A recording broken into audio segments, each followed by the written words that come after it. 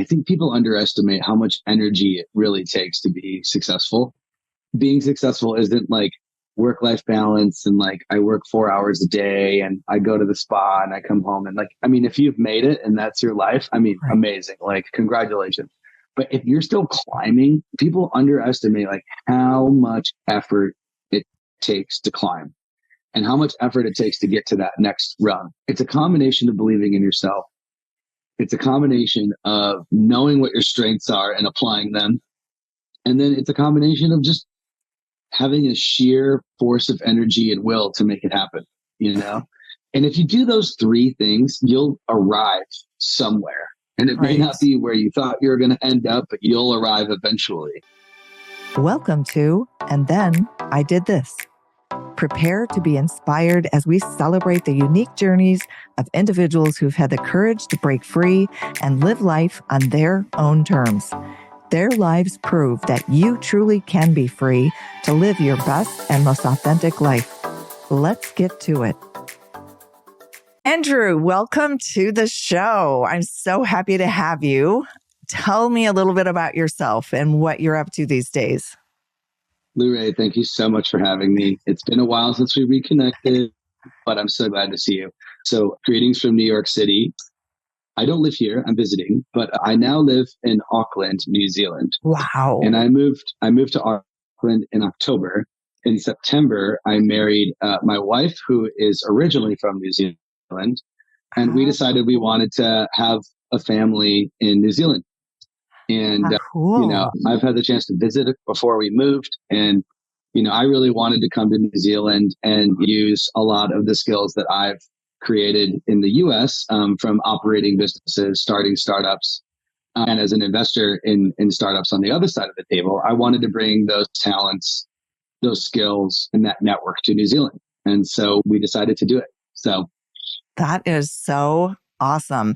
So I can't believe you moved to New Zealand. That is such a big move and so exciting on all the life changes. So let's rewind, because I know when we initially met, I was in the stages of launching the blockchain startup that I was working on, and you were in the digital agency space, and you had your hands in all kinds of initial startup opportunities with investors, et cetera. So rewind, because you've definitely not taken the traditional 9-to-5 career path, which I think is so inspiring. Share with people your journey a bit. How did you get to where you are now? Yeah, it all started with music when I was a kid. Music was like my first love. I was a singer and a songwriter growing up. And then I got really into recording music. So I got an audio set up and started in some microphones and started recording it. My friends and I at the time said, let's start a record label. Like, we really like recording. Like, we can curate all these different artists and record them. And so we started producing acts when we were like 16, 17 years old. And that was in Michigan. So yeah, it all started off with like a extreme amount of passion time, because, you're in high school and not working adult. But yeah, I spent all my free time when I wasn't working, when I wasn't at school. I was recording bands, I was singing, we were playing shows, we were putting on shows, we were printing merch, we were selling merch. I mean, we were, we were hustling. That's how it all started. And then I got accepted to the University of Michigan Music School, and I was studying sound recording. It's called the Performing Arts Technology Department at Michigan. So that summer I went and worked for a record producer in Los Angeles the summer after my freshman year. And I had a friend in town, and we had this idea for buying stock in a band on a website, on having a stock exchange for artists, right? So we pitched the recording producer. His name's Evan Frankfurt, wonderful man. We pitched him on the idea, and he called me that night. I remember standing in my uncle's kitchen. He called me that night and said, I can't stop thinking about your idea. I want to be involved. I want to be in. Wow. And this is the same guy who, when listening to a bunch of my demos and stuff I was recording and whatever, it was the same guy that was like, Andrew, you're really not rock and roll. Like, your parents love you. You grew up on a cul-de-sac. Like, you're going to a great college. Like, you're just not rock and roll, man. Like, you're just, it's just not enough, I mean, and he grew up in Hollywood and was around artists his whole life. So this whole like let's be an entrepreneur thing in music. That was much more something that was befitting of me than like, being on Skid Row and being a rock band singer, recording producer, whatever. So that was kind of that's when I really first took flight. Was somebody believed in me. Somebody came into my sphere, I wasn't afraid to pitch the idea.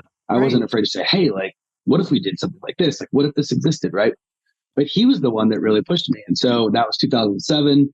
We put together an LLC. We started writing a business plan. Like, this is all like pre-Y Combinator being what it is. And before there was accelerators and before there was all these people writing about investing in startups and all that stuff. So it was before all that. Right. So we raised a round of financing and we moved to LA in 2010. I actually decided not to graduate from school and we all moved to LA because I was working on this business, my band stock, right? Right. Well, we ran out of money and we couldn't get to product market fit and we couldn't raise more money. So we kind of had to just, say, okay, this is a 4.5-year learning lesson. And we all got jobs in LA. So went and worked for a company called Groove Shark. I was the head of marketing for a company called Mobile Roadie. And then I was a product manager at a Full Screen, which ultimately ended up getting purchased by Otter Media and AT&T. And then I went back to school to finish my degree because I decided I didn't want to be a music tech person forever. Right. And I decided to start another business because I can't be in college without starting a business. Like I can't just be in class and enjoy myself. Right? So my brother and I started snapsuits.com, which was custom suits for $250 delivered in 14 days. We built up that business over the course of a couple of years. I graduated, moved back out to LA because that's where my network was.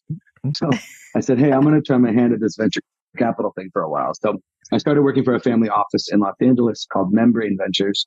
And today they're still investing and just running their deals for them. I was looking at their deal flow and they have such amazing deal flow.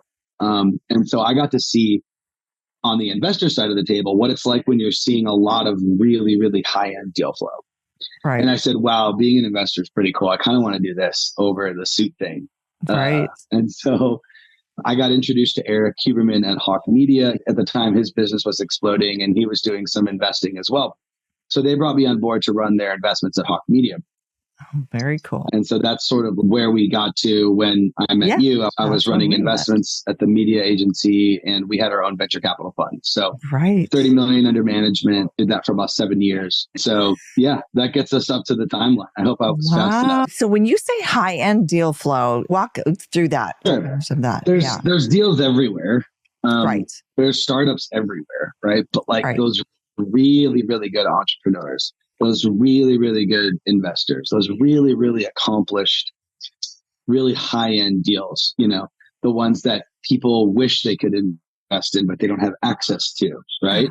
When you see those really amazing world-class entrepreneurs, because you don't meet them at a pitch event, in Los Angeles or something, they're not there. They're using their networks, right? Right. So it was about seeing really, really awesome deals that other people didn't have access to. So interesting. So you're in New Zealand and now what are you up to? Yeah. So I have a business called Seed Excel and our main product right now is called Pitch Perfect. I do a one-on-one workshop with entrepreneurs to help them with their pitch deck. I wanted to find something that was very, very productized. Like, what can I do that's different than what everyone else can do? What's my superpower? Right. And it's language around fundraising, it's deck building, it's having a plan for going out to investors. And so I liken it to urgent care. I'm not doing open heart surgery. Right. It doesn't cost $1 million. You're coming to urgent care and you need help. You need help articulating why your business is investable. Right. So most people make a pitch deck and they think okay, here's what I do. Here's my customer and here's my revenue model and here's this. And that's all great. But why is this investable? Right. And so there's a translation event that has to happen between here's why my business is investable and this is what we do. Yes. Right? And so when I was an investor on the other side of the table, I was always sitting there translating in my mind for the entrepreneurs in real time, right? Like, well, you say this, but what you really mean is this. And so I would just kind of do that naturally. So I decided, you know what? I want to help founders in New Zealand. I want to help founders throughout the world really pitch better. And so I can do that in 90 minutes. You can sign up for an intro call on my website and to see if it's a fit, because I also want to make sure that it's a fit, you know, that it's a two-way fit. There's some projects I can't help people pitch, you know, and that's fine. So we don't promise introductions. We don't do design. We just do content. Like, what does your deck say? And what are the right words? And how is it structured? And we'll get through the whole thing. And you'll have a much better way of getting in front of investors that you want to talk to and be able to translate your business into investor speak. Yeah, absolutely. Yeah. Getting the story right is the key, and making sure it's narrative, people, data, dollars. That's it. Those are the four pillars of any investment pitch, because if you can't translate your business into people, data, and dollars, what are we doing here? You know? And so I'm really big on making sure the pillars of your business make sense. There are so many people with great ideas who don't know how to formulate the story. So that is definitely a need, and you can do that anywhere. All you need is this setup and the person on the other end, and you can definitely help people who have great ideas. This is about what you say and how you say it. And most founders, 99%, 99.5%, almost all founders can just pitch a little bit better. Absolutely. And most need to pitch a lot better.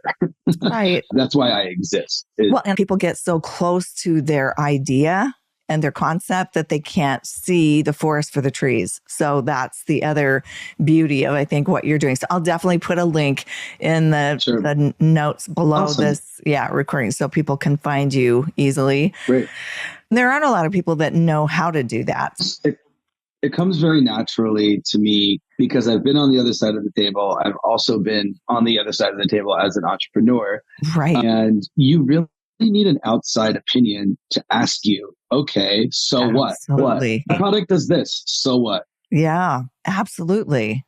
And so that's what I try to teach people. I totally get it. So as far as lessons you've learned along the way, because obviously you were not afraid to just go after what you thought you wanted to do at that moment, and then you were able to pivot. What are some of the lessons and life lessons you would give people? Because there are lots of people who I know right now feel trapped in a 9-to-5 job, or feel like there's no way, they've got kids and a mortgage. And what advice would you give people who might want to pivot into something else? So Matthew McConaughey's book, Green Lights, is like a really good kind of encapsulation of something that I think about, which is called signal. I really believe that things pull you in different directions in life. You can push as much as you want, but things will just kind of come together at this moment. And you're like, oh, this is happening right now, right? Like this is a pull moment, not a push moment, right? And so when you're thinking about getting out of that stability or that 9-to-5, that thing that is really solid or whatever, and you're looking to take that risk, to take that jump, right? You really have to think about, what is the signal coming back to me that says, like, this is a go, this is a good idea, right? And it's the same thing I talk about with founders, where I'm like, go talk to your customers. Like, you got a thing. Like, go talk to who your customer is going to be. Do they want to buy it? How much will they pay for it? If the answer is like, no, I don't want it. I don't want to pay for it. I'll use it for free, but I won't pay for it. Whatever. It's like, you don't have a thing if people don't want to pay for it on some level, right? Absolutely. And so where is your signal coming from? You know, it could be an investor or someone in your family. Oh, wow. Like, hey, this is really cool. I would invest in this. Would you take an invest? Like where is the signal coming from? Right. And so I think people need to think really hard. If they don't have any signal, then you have to think about, how do we generate signal? Right.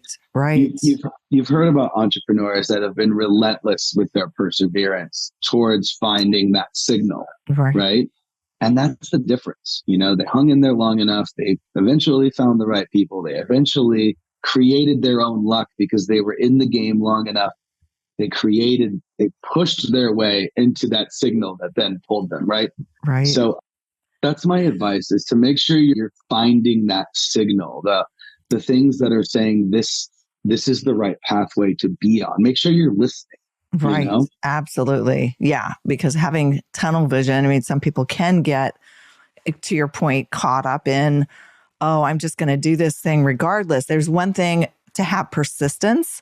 What you're saying is be connected with your gut intuition and listen to the signals, as you're calling them, the input and feedback from other people around you. Yeah. As Matthew McConaughey calls it, green light. Yes, right. Because if you go blindly off into the unknown, it's like that MVP. You have to have a minimal viable product and go out there and test it, make sure. There's a reason. Yeah. Exactly. A reason to even do it. What is your vision going forward? How do you see yourself going forward and evolving? Yeah, that's a great question. I think ultimately, as an entrepreneur, you also understand, you build this muscle of how to support entrepreneurs.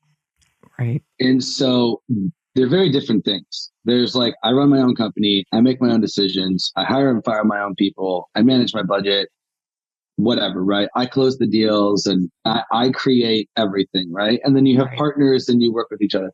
And then there's, I want to support an entrepreneur, which is like, what do you need? And well, what if we did this? And hey, I want to go, hunt for you, right?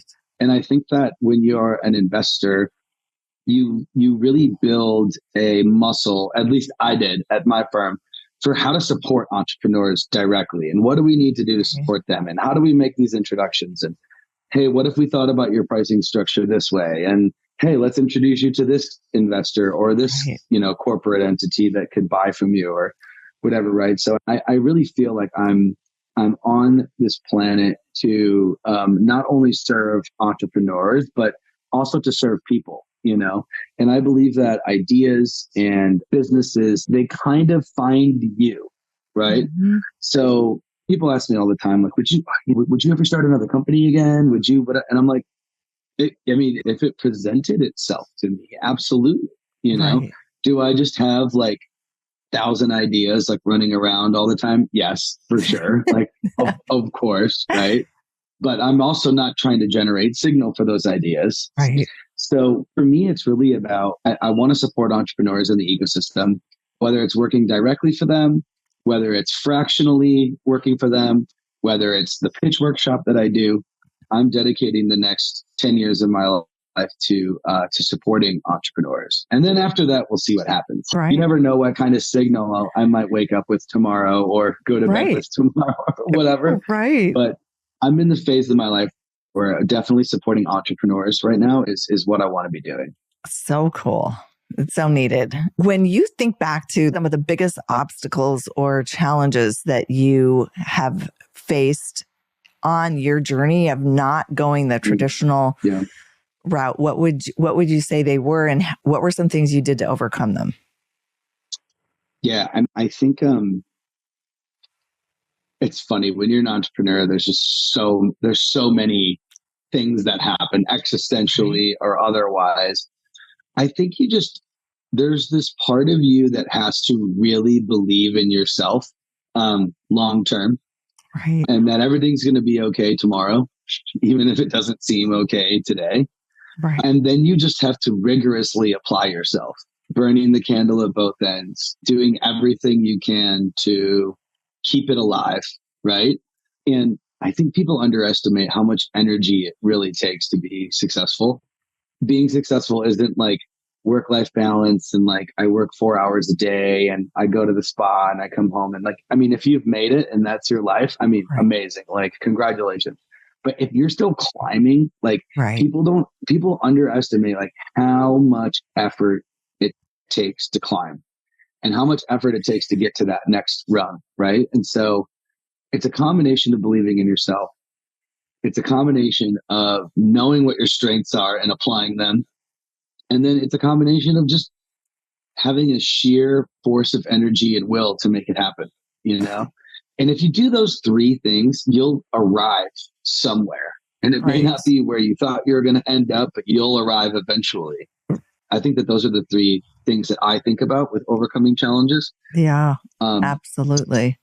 And then everything changes too. When you like, I'm married now. And so now everything that happens to me also happens to us. Right. And that's a new dynamic, right? It's like, I can like be in the foxhole and like fight my way out or whatever. It's like, no, there's two of you there. So you got to make sure everyone is comfortable. Right. And then if you have a family and kids and a mortgage, there is all these, externalities and things to take care of. So you have to sort of balance out the risk and the opportunity. And you really have to look at those things.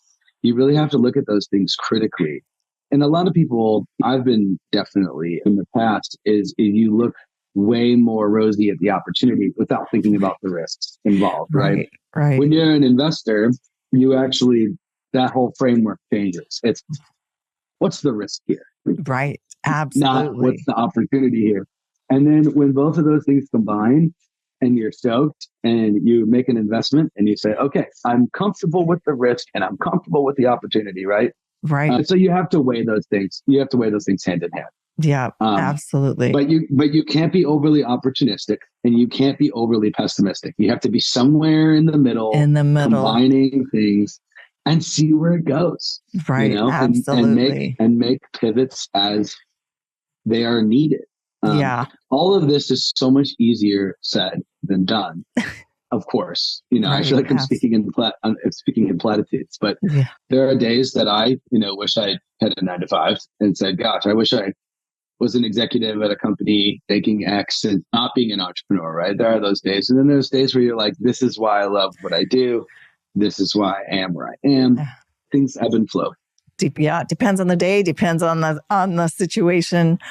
I think I wish I was doing a 9-to-5. That would probably fleet very quickly by the time you didn't make it to lunch. Probably because there's so many. Well, working for a startup is also different than working for like a company with 15,000 people. Yes. Absolutely. Yeah. And I think the other thing that's so clear for me, because obviously I left New York in 2015 and have been on the entrepreneurial path since then. And discipline and focus is one of the other big things, more so now than ever with all the social media. There are all these things, attention grabbers that try to pull people's attention away from what they should be focused on. I was just having this conversation with a friend the other day, and I said, I don't go on social media to consume it. I go on to create and post something. To create. Yes. Mm-hmm. So I think it's a good reminder for anybody listening. How much time are you spending creating and how much time are you spending consuming? We're meant to be creative beings and create things, not just be consuming content. So discipline, focus, staying away from the distractions, right? Right? Yeah. And you have to also allow yourself to be distracted when the time is right as well. Because you have to put your foot off the gas sometimes. You have to breathe. You have to take your brain into another space so that it can take a little bit different form, think of things differently. Absolutely. So it's important to really have a balance. You're so right. But by the way, balance looks very different between each person, right? And so a 14-hour day for me twice a week is fine, but 7 days a week is not. Right. And it's just like, what's the balance look like? And you have to find that for yourself. Absolutely. Yeah. And my personal belief is like the hustle culture isn't cool anymore. If you're focused and disciplined and you've got a clear path of where you're headed, just hustling, it's not sexy. I had a mentor in between working as an investor at Hawk Media and creating Hawk Ventures with Eric and Tony, the partners. There's this moment where I had a mentor that was like, how long are you going to be hustling? Like, you shouldn't be hustling. Like, you should be creating systems that create wealth, not like scratching at at just the tiniest morsels, right? So that's wisdom. There's a ton of truth to that. And it was great. I loved hearing that in the moment because that, again, signal, green light. that kind of pushed me to go pitch Eric and Tony. I'm like, well, let's start this $5 million fund. And then we did it, and we raised it, and we deployed it, and it's doing fantastically. Sometimes you need to think outside the box, think bigger, and get out of the hustle. Absolutely. You have to unplug and get away, even if you're in the middle of something. And so like, I need to get this done. That's the time, probably the most, that you need to step away and gain perspective and then come back to it. That's right. So what final words of advice would you have for any of the either people out there who are starting something new, wanting to start something new, encouraging them to just go for it? So what I will say is that, most of us are not Elon Musks or Mark Zuckerbergs or most of us aren't those people. So don't compare yourself to them. That's just not fair, right? Most of us need to involve other people in what we're doing in order for it to be successful. And your job is to find people smarter than you, people faster than you, people with more connections than you, people who are more equipped in one way, shape, or form to be involved with what you're doing. And the best thing that you can do to level up on your business is to get other people involved that are amazing, right? Right. And Absolutely. So you got to have your pitch deck, and you got to have your logo, you got to have all this stuff, but like, get really good people involved with you. And if you can't, well, then maybe you need to change it. Right. What's not good enough that you can't get the quarterback of the football team, on your team. Right. You can't get the lead singer of the band in your band. That's the best one, right? So really think about the people in your organization. That's going to be one of the biggest drivers for your success, is the people that you involve yourself with early on. I think just pull in the right people. Right. So share again your website. So if somebody's wanting help with a pitch, Yep. It's seedexcel.co.nz. In New Zealand, we say NZ. seedexcel.co.nz. Oh, right. People don't say that in the US, but that's the website. And I will link it down below. Thank you so much for all the wisdom and insight. Oh, absolutely. So fun. And that's a wrap on another episode of And Then I Did This, celebrating the lives of those who've walked away from the beaten path to pursue work and a life that nourishes their soul. If you're feeling inspired and ready to explore your own path to freedom, check out youcanbefree.life, where you'll find resources and support to help you break free and live life on your own terms. See you next time.